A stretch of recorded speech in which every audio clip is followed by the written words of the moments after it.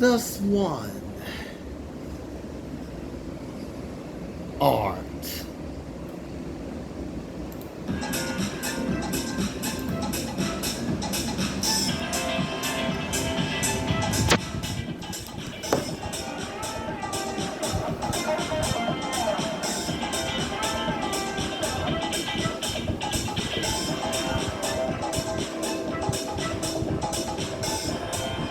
Welcome to a brand new episode of Yarrercast. And very unfortunately,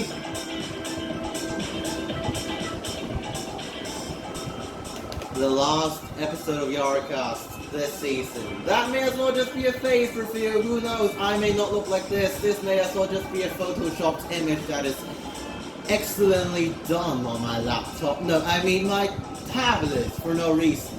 Because apparently my laptop has crashed, forcing me to use these kind of unethical and unprofessional methods to present to you this week's very last episode of Yarrercast. Yes, that very badly drawn 8 has to be done because I can't have my laptop. And it's just really terrible that I don't have my laptop. But yes, welcome to this week's Yarrercast. I hope you are having an excellent day. Because I just had PE class, physical education / gym class, and I can tell that it's an extremely bad idea to do PE class without aircon, and I had to blast the fan directly at my face because apparently it's so hot right here, and it's just like 30-ish degrees Celsius here in Hong Kong. It's just crazy. That's why it's just an exhausting thing, but that doesn't matter. We're going to get to the last episode of Yarrercast today. So what is in the very last episode of the season? Oh no, the last episode. What am I going to do? Well, that is an excellent question. It's always been like that whenever I get to my computer, turn on File Packer, get programs running, or just simply opening my sketchbook and preparing the next draft. I always ask myself, how do I art? I see so many excellent examples out there, so many amazing artists on YouTube, so many incredible people doing art and animation, and all the time I'm stuck here. No drawing tablets. No available and open art practice hours. Doing art and productions and YouTube completely undercover. Seriously, what's the whole point? How am I supposed to even do art? But little did I know that in the past 3 months, I perhaps have done even more art than I've enjoyed in my entire life. And that's why today I want to share to all of you. Even though I'm not the most professional artist, is this thing focusing? Oh my gosh. Focusing. I'd like to share with you my art, animation, music, and YouTube journey with all of you before I leave YouTube for the next few months. And without further ado, let's get right into this week's podcast.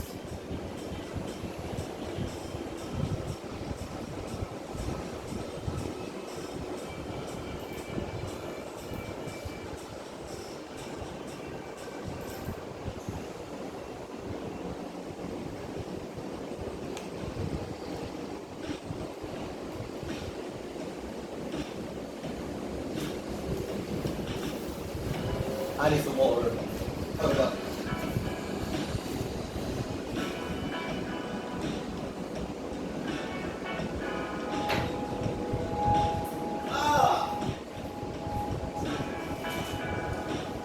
That's some good quality cold water. I don't want to put water in the freezer for too long.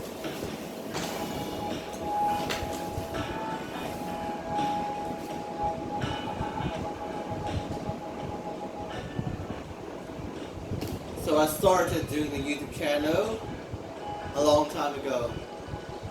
First, it wasn't exactly for all the art and animation and production stuff that you see here today. It's focusing right here.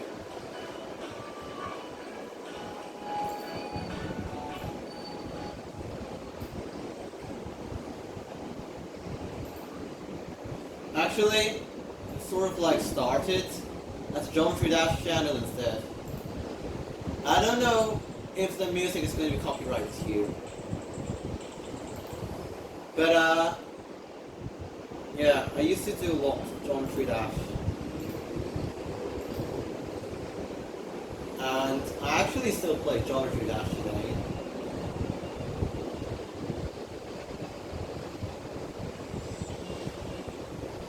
This level, I still remember this. It's half artistic because there's a lot of engineering behind the level design. And yeah, technically it really is. It's not the best thing, you know. The best levels I have ever done is definitely Slam. Slam is an insane level that really, you can't see anything, but technically it's something. And I started out doing gaming. A lot of insane gaming, mostly Geometry Dash because I really love Geometry Dash. And really, it's just, I even had to go back to these good hangouts in there. Look at this! Oh my gosh, just look at this frame rate, dude! This is what I have on like my computer back then. But now it's a lot better. So yeah, I also started to do a little bit of Minecraft, I guess.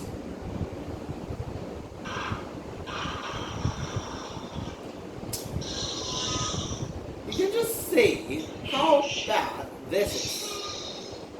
Yeah, that's quite bad. Just look at this quality. I mean, my laptop doesn't even have the best FPS.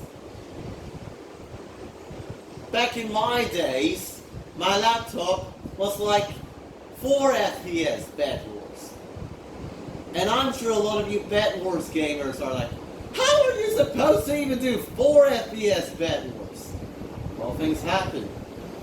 And this is a really funny one actually. Look at them throwing bread. They're just throwing bread. Throwing the bread. This was the old village, you know. This is called the Village Island map, and it used to be super rigged. I think it's still a bit rigged right now, but there's no village in the village seat now. It's just real bad. And then this one is like, they're trying to trade with him, but then they keep on throwing the bread, and they just can't. They just can't get to him. Yep, that is just how rigged Village Generation was back before 1.14 Village and Village updates. And that was what I used to do, what I used to enjoy. But eventually I found that gaming and simply gaming is not enough. I did a lot of games, played a lot of them. There is Oxenfree, Rhyme.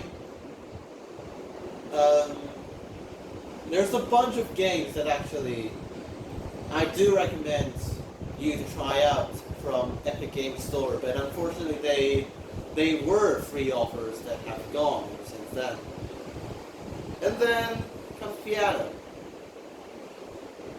Please don't copyright me.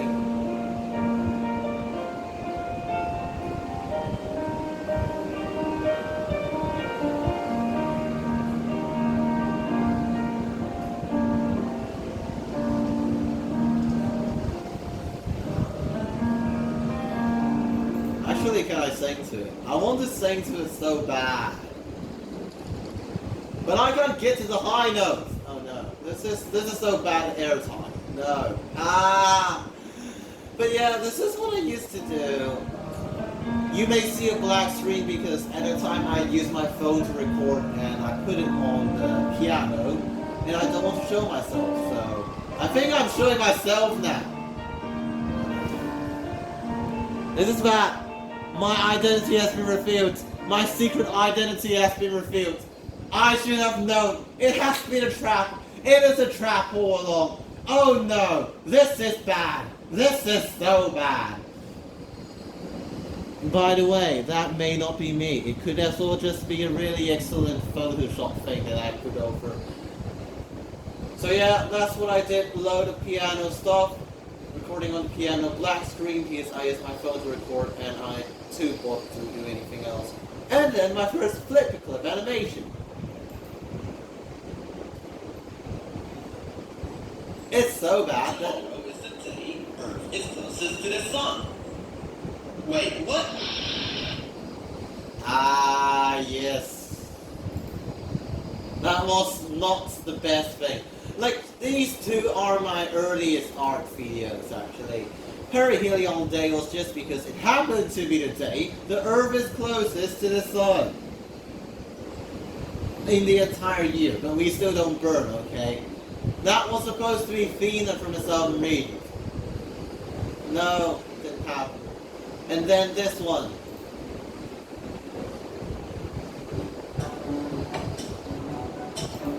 Do not ask me how this OC came to be. I have no idea what to even do. Like, look at my art style back then. It's not... Actually, it's a little bit better than what I do to it right now, but it's still bad. And this one is the first poke. The first poking animation that I am attempting to do. So I think it should be somewhere around in here. I can't see that well, actually. Where is it?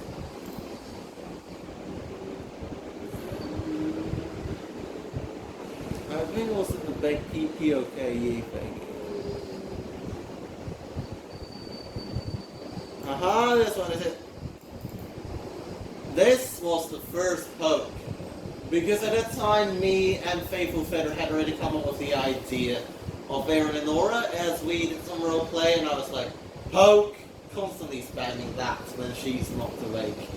That's what happened. And actually we drew that. Where is it? Is it this one? No, this one's the fast poke. I can't see a thing! Ah! I have no idea where it went. No, this is bad. What is this? No, this is just a cover. So yeah, actually that's what I was drawing. And I was really tired because like took forever to do art. It just takes forever to do art, and I was like, oh my gosh, I'm so exhausted over this. And then bam, new message. Hello guys, we're into a school meeting and we're gonna do online teaching. And at the time I was like, school suspension is never going to end. I have all the time in the world to do art and animation. And I'm like, I'm too tired, let's just do something else. And then bam, we got school. We're currently in the 14th week of school suspension out of 17 weeks. School is going to resume May 27 for us secondary 3 to 5 students. But I can say that it's just like 17 weeks of school suspension. Oh my gosh. And then this video, it was an excellent thumbnail, but more of like a shitty OBS video. Oh, yeah. Just the quality, oh my gosh. And then came this one. I started to make some bit of music, combining.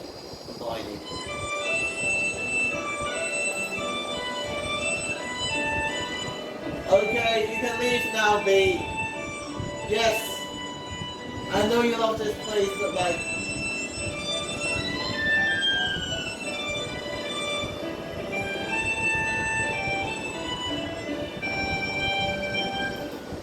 my art style back then was like this. 3 months ago. I think it's still quite similar today. Just then a little bit more shading, I guess. I mean, you can just look. That was the first few times I started to put together music and digitally synthesize them into one single thing. And this one took me quite some time. I did not play the piano in this one, unfortunately. It was somewhere from the YouTube audio library, I guess. And yeah, technically that's how it looks like. Can we please have it on the other way around? Thank you. Yes, that's more like it. Why does that take forever to load? And then, yes, that was the first real legit digital speed paint I've ever done. And then I've started to do art and animations ever since. This one is my first map part.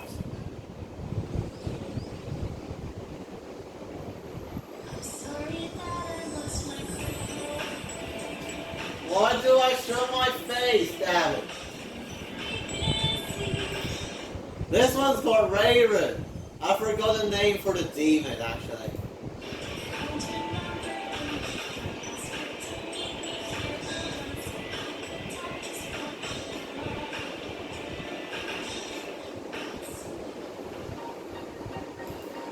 So yeah, that's really my first map part. It took me 13 days. Because I really didn't have a nice grip on my mouse. You know, mouse art is not as easy as you'd think. But ever since then, came the real upload periods. Well, this is just playing around with DaVinci Resolve controls. Which is the major reason behind almost every single computer crash that I have ever had in the last 3 months. DaVinci Resolve really takes up a lot of beefiness in my computer, and it's just so bad. And then ever since then, I started the Yarrercast series. And of course, helped out with Asha Phaedri's Loading Burn, modifications as you can see, as well as on my own production, Aaron and Nora. There's so many things that goes on in here, and quite recently I did video uploads with these badly done thumbnails because my laptop crashed. You know? My laptop crashed. Please. Please. Come on. But I'm beyond that. It's not these videos that make into account. There's a lot more other factors that really put into what I am today.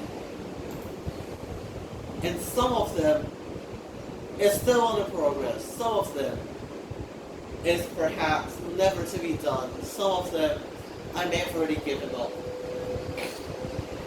Then to never do again. So, I'm going to put back up the music. And I'd like to bring you to a trip of my production. Story writing. Oh my gosh, no!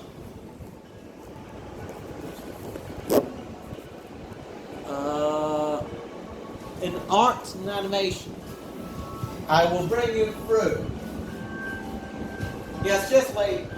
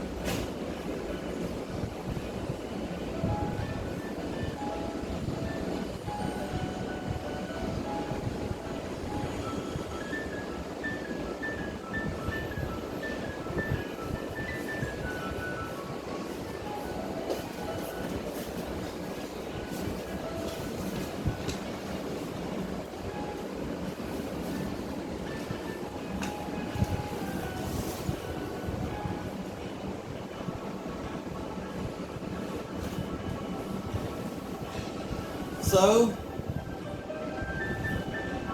an artist's most important thing is definitely his or her sketchbook.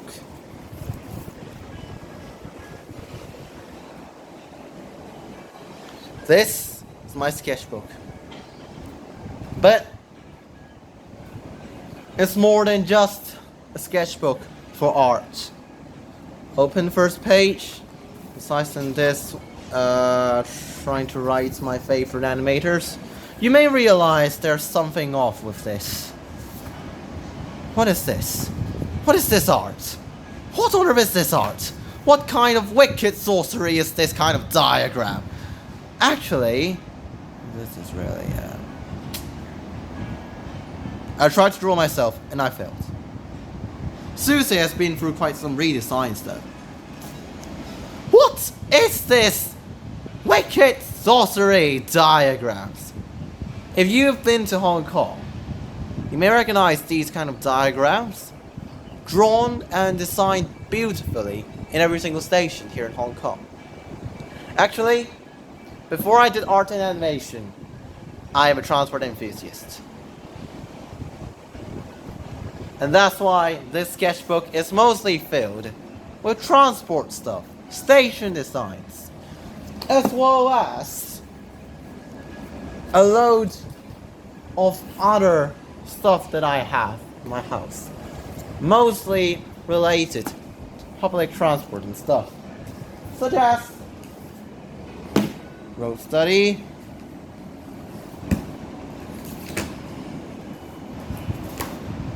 oh my gosh, I have so many things. Such as a Hong Kong road study on signage design, a Hong Kong government map. Oh no! Oh my gosh, no! Why? Why is it broken? No! You know, I hate books that are being badly taken care of. I just hate it. No! Oh my gosh, no! It's bad. The railway history, tram history, Hong Kong public transport, photography, and transit maps of the world. And this one's awesome actually. It really has a load of transit maps. An excellent book for transport enthusiasts. I think they have an even more updated version now. But they should also come in handy in case you're doing like graphics design and you may have to design like a transport map for a railway company. Then these may also come in handy. As you can quite see, most of the transport, they follow a systematic diagonal system that's happily inspired by Harry Beck. Harry Beck's transport diagrams has a great influence in modern diagrams today. That's a lot of design and transport put together, but yes, this is how thick everything is. But technically, that is just the very start. I am still going to go for this. I am planning to, when I get to England, study engineering and architecture, so that I can really just work on all these. And well, like, transport has been my thing ever since the start, so I really enjoy these kind of stuff, and I do hope that in the future I get to do a lot of these. But then comes the very interesting years of the Yinghua English radio. So what is the Yinghua English radio? It's actually a really ancient thing in our school, because our school's English quality is not that good, and people here have an elite program for you to make radio programs and just simply do a bunch of audio things and just like really get certificate out of it. And I really enjoyed it. I joined it. First thing I did at school was joining the English radio. I joined a bunch of stuff, and the Yinghua English radio gave me quite a lot of experiences. We designed posters that are badly designed, of course. Oh my gosh, no! Don't fly away, folder. We designed bigger posters. And to be frank, this is a promo script. And this is a sign-up sheet. And this is a first draft that is actually really bad. I really don't want to talk. It's half inspired. Absent is half inspired by a dream that I had. It was like Titanic, but like instead of a sinking ship, it's more of like a red barrier of impenetrable deadliness that is forcing in and covering the entire world. And in that universe, the Earth was flat. That's why this entire thing was really bad, you know. But it did give me good experience because this is the first ever storyline of Absinthe and a load of stuff. It's actually the first full-length radio drama that I cooperatively wrote with other people. But this just turned out to be bad. I regretted it. I actually didn't regret it because it did teach me a lot about working together and like being in a radio production team. And like how to write a good story because it's just bad. But technically, we also did some poster designs and yeah, really, this was just it. And then came second year. We actually did the radio drama in our second year. I should have kept on playing this. Oh my gosh, what did I do? We already started doing the radio drama in our second year, and I finally managed to put everything together at the summer, the second year, which means on my third year in secondary 3, I did not join the English radio because my parents were really mad about how much time I put into these things. It's just real bad. And it really wasn't successful. But in the school scale, it was something big that we have once achieved, to some extent. And I would like to say that it has built a foundation to my future writings. Currently, this year, I rejoined the English radio, and I actually had to prepare them how to do audio editing. So I had to use a bunch of animators and artists examples. And yeah, I had to like make this kind of really load of stuff. How to do sound effects, and just look, I had to use examples from animators because they really do good art and do excellent stuff. I really want to thank the many animators and artists out there who inspired me, okay? It's a lot of stuff, but like, it's something. Unfortunately, this year's school was literally suspended for 17 weeks, so this one really didn't go much further than I'd expected. We never actually finished this course. But this entire 2 or 3-ish years of radio drama and radio podcasts have given me experience in audio management as well as story writing, another base stone to the further writings that I have since made into artist productions ever since. And we're gonna get to that right now. So ever since Absinthe's failure, I have always asked myself, what can I do now? Absinthe has failed. And what can I do about that? The best thing to do is definitely start over again and write something new. And that's why in the summer after that year, I joined a course on writing screenplays. It's not a sponsor, okay? But I still keep this book. It actually has some rather basic elements like developing your character, blah blah blah, blah, all these lame stuff. But the most important thing, I guess, was really just simply wasn't more of like the plots, but it's more of like the formatting and really everything about screenplays. It's really just what matters here. And yeah, that was an idea I came out after watching The Incredibles 2. Everyone starts somewhere, okay? Like, I can tell you, the two best productions I currently have on hand are originally fan fictions. That is the power of storytelling. Okay? And technically, the most important thing out of all this is all these rather important technical things when it comes to film writing.